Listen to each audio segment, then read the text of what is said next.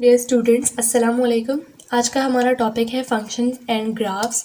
और इस टॉपिक को करने के लिए हमने क्वेश्चंस जो लिए हैं वो हमने थॉमस कैलकुलस की एक्सरसाइज 1.3 से लिए हैं। ठीक है, तो इन क्वेश्चंस को हम स्टार्ट करेंगे, लेकिन उससे पहले मैं आपको एक चीज़ क्लियर कर दूं कि अगर आपको डोमेन और रेंज के टॉपिक का कॉन्सेप्ट है तभी आप इन क्वेश्चंस को कर सकते हैं, अदरवाइज आप इन क्वेश्चंस को सॉल्व नहीं कर सकेंगे।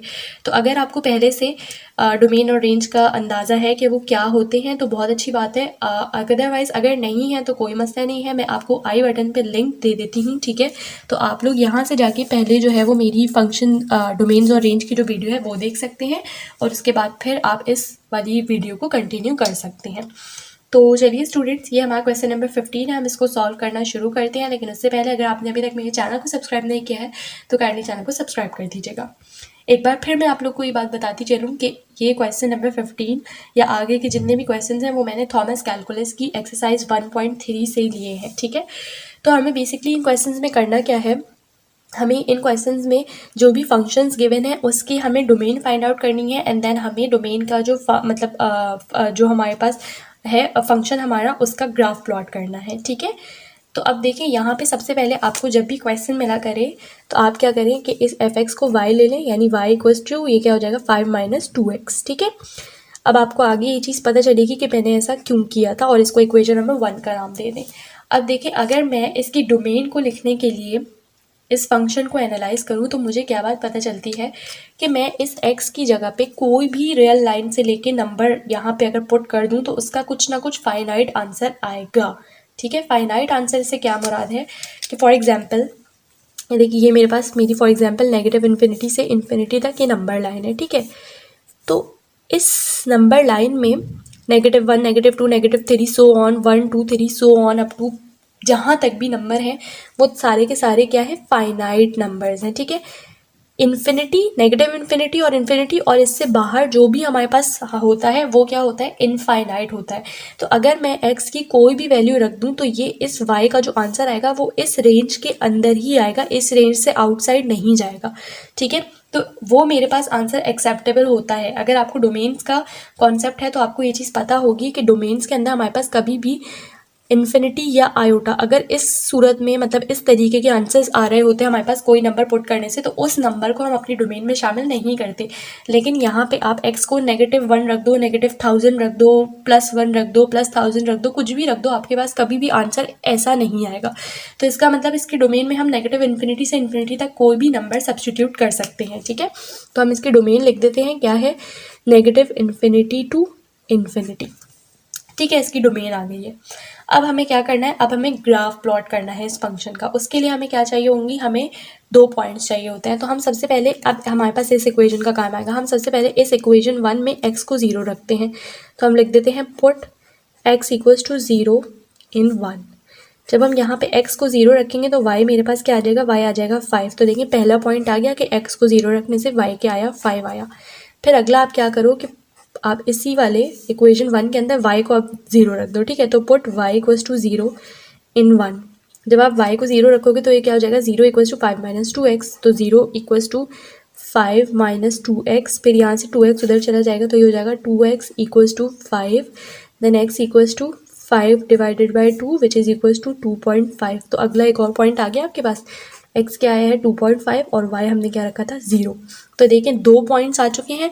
ग्राफ प्लॉट करने के लिए हमारे पास 2 पॉइंट्स चाहिए होते हैं तो हमारा ग्राफ प्लॉट हो जाता है। तो मैं स्केलिंग कर लेती हूँ और उसके बाद इन पॉइंट्स को हम उस ग्राफ के ऊपर प्लॉट कर लेते हैं। स्टूडेंट्स, ये मैंने स्केलिंग कर ली है। अब हमें क्या करना है, पॉइंट्स इसके ऊपर प्लॉट करने हैं। तो पहला पॉइंट क्या है, x0 और y5।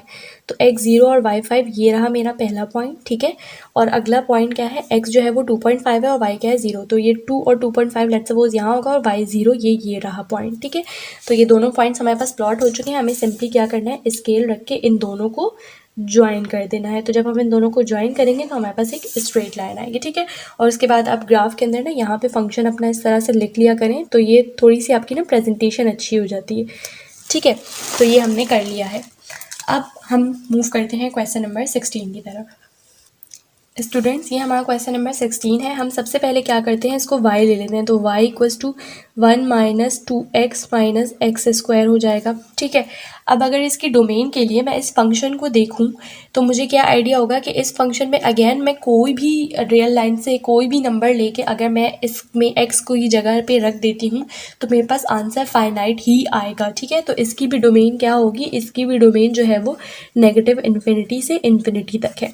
ठीक है, अब देखिए इसका जो अगला काम है ना वो मैं आपको थोड़ा सा पेंसिल से करके दिखाती हूँ, आपको अभी समझ में आ जाएगा कि मैंने पेंसिल से क्यों किया है। देखिए यहाँ पे मुझे अब पॉइंट्स निकालने हैं, क्या करने के लिए, ग्राफ प्लॉट करने के लिए। तो पहले हमने क्या किया था कि x को 0 रखा था, तो जब मैं इस इक्वेशन में x को 0 रखूँगी तो y क्या आ जाएगा, 1 आ जाएगा। ठीक है, ये भी 0 हो जाएगा, ये भी 0 हो जाएगा। तो क्या हो गया, पहला पॉइंट तो आ गया 0,1। सेकेंड पॉइंट के लिए मैं क्या करती हूँ, y को 0 रखती हूँ। तो जब मैं y को 0 रखूँगी तो मेरे पास ये क्या हो जाएगा, 1 minus 2x minus x square. ठीक है, देन अब मैं इसको सॉल्व करूंगी तो ये एक्स स्क्वायर और 2x उधर चले जाएंगे, तो ये हो जाएगा x square plus 2x equals to 1।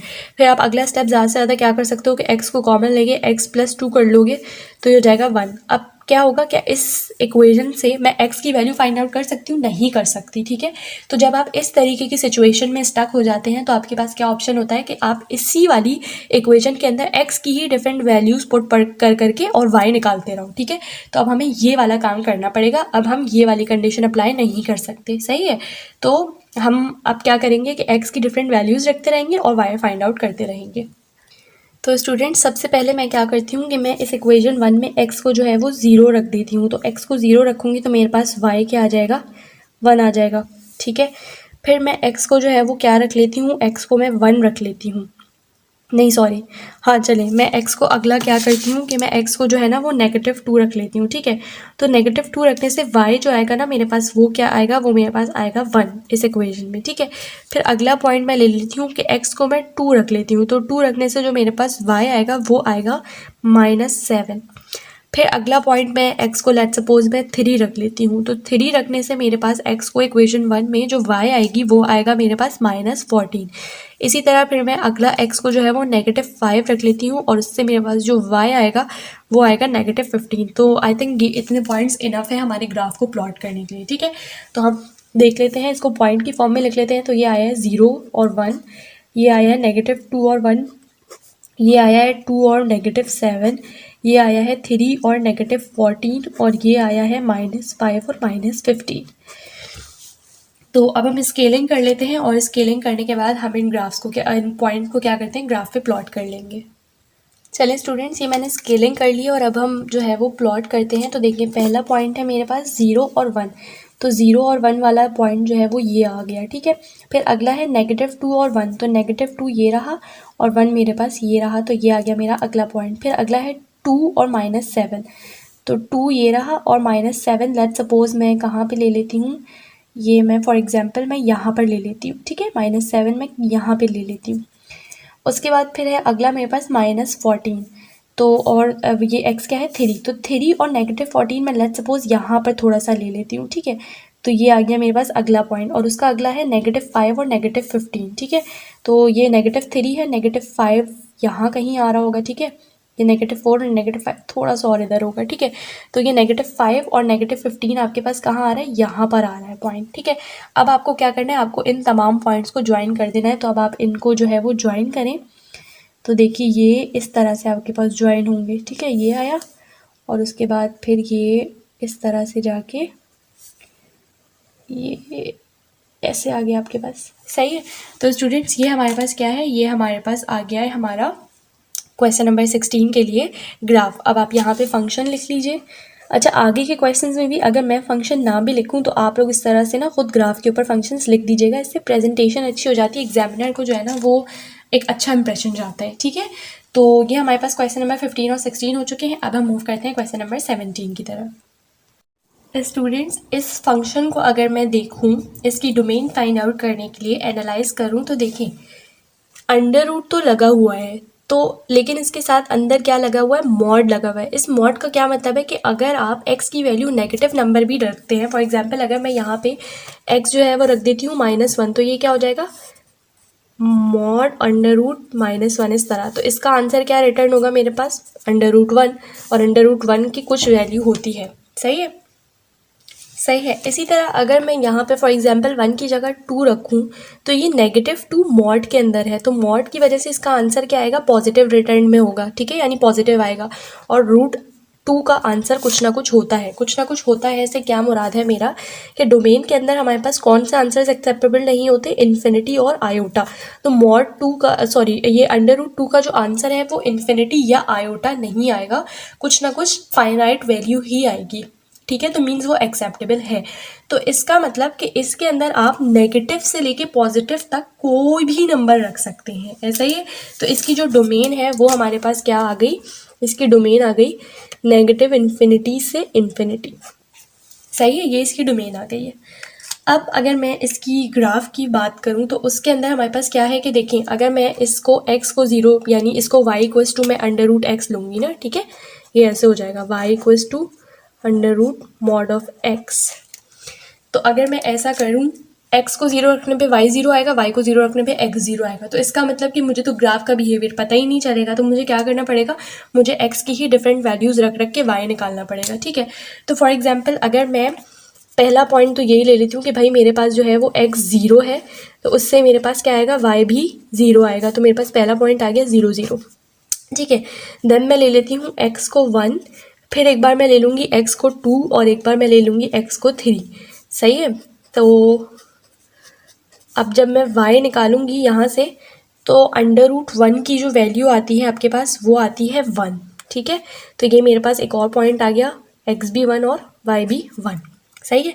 फिर अब मैं इसकी बात करूँ कि x को जब मैं 2 रखूँगी इस फंक्शन में तो √2 का आंसर जो होता है वो आता है 1.41, तो y आ जाएगा मेरे पास 1.41। तो देखिए एक और पॉइंट आ गया 2, 1.41, ठीक है। इसी तरह जब मैं x को जो है वो 3 रखूँगी तो मेरे पास जो आएगा मॉड ऑफ 3 √3 का आंसर वो आता है 1.73, ठीक है। तो y आ जाएगा 1.73। तो मेरे पास x क्या आया 3 और y क्या आया 1.73। इसी तरह अब आप एक दो नेगेटिव भी रख के चेक कर लें, लेकिन आंसर ऑल्दो सेम आएगा, लेकिन ग्राफ बनाने के लिए हमें नेगेटिव वैल्यूज़ की भी ज़रूरत होगी, ठीक है। तो हम x को जो है वो एक बार -1 रख लेते हैं, x को एक बार हम -2 रख लेते हैं और x को एक बार -3 रख लेते हैं। तो हमें पता है कि अगर हम नेगेटिव भी रखें तब भी मॉड की वजह से हमें पॉजिटिव ही बन जाना है, तो आंसर अगेन सेम ही आएगा। तो y इक्वल्स टू क्या आएगा, 1 का आंसर 1 ही आएगा। यहाँ पे -2 का जो आंसर आएगा वो भी 1.41 आएगा, और जो -3 की वजह से आंसर आएगा वो 1.73 ही आएगा, ठीक है। तो ये वाले पॉइंट्स भी अगेन क्या हो गए, x जो है वो -1 है तो y क्या आया है 1 आया है। फिर x जो है वो -2 है तो y क्या आया है 1.41 आया है, और x जो है वो -3 है तो y क्या आया है 1.73 आया है। और ये मेरे पास इस तरह से कितने 6 से 7 पॉइंट्स हो गए हैं, और अब मुझे इन पॉइंट्स को प्लॉट करना है। तो उसके लिए पहले मैं स्केलिंग कर लेती हूँ और स्केलिंग करने के बाद मैं आप लोग को इसके पॉइंट्स प्लॉट करके दिखाती हूँ। स्टूडेंट्स ये मैंने स्केलिंग कर ली है, ठीक है। ये 1 है, ये 2 है, ये 3 है, तो आप लोग को दिख ही रहा होगा, ठीक है। अब हम पॉइंट्स प्लॉट करते हैं। तो देखें पहला पॉइंट है 0,0 जो कि यहाँ पे होगा, सही है। फिर दूसरा पॉइंट है x1 और y भी 1, तो x1 और y1 वाला पॉइंट ये रहा। फिर अगेन अगला पॉइंट है मेरे पास x2 है और y क्या है 1.41, तो x2 ये रहा और ये 1 है, तो इससे थोड़ा सा ऊपर होगा 1.41, सही है। और फिर अगला पॉइंट है x3 है और y क्या है 1.73, तो देखिए कि x है 3 और ये 1.4 था, तो इससे ज़रा सा और ऊपर होगा, फॉर एग्जाम्पल ये है 1.73, ठीक है। अब अगला क्या है, x -1 है तो y क्या है 1 है, तो -1 और 1 वाला पॉइंट कहाँ आ रहा है आपका, यहाँ आ रहा है। फिर x क्या है -2 है और y क्या है 1.41, तो ये था, और अब इसी की सीध में आना चाहिए ना, तो ये इधर आ रहा है, ठीक है, क्योंकि y की वैल्यूज तो सेम है, सिर्फ x की ही चेंज हो रही है। अब x क्या है -3 और 1.71 आ रहा है, तो 1.71 वाला पॉइंट आपका यहाँ पर है, ठीक है। अब आपको क्या करना है, अब आपको इन पॉइंट्स को ज्वाइन कर लेना है। तो ये आपके पास इस तरह से पॉइंट्स जो है वो ज्वाइन हो रहे हैं, ठीक है। तो ये आपके ग्राफ का क्या है, बिहेवियर है। ये हमारा क्वेश्चन नंबर 17 था स्टूडेंट्स। अब हम मूव करते हैं क्वेश्चन नंबर 18 की तरफ।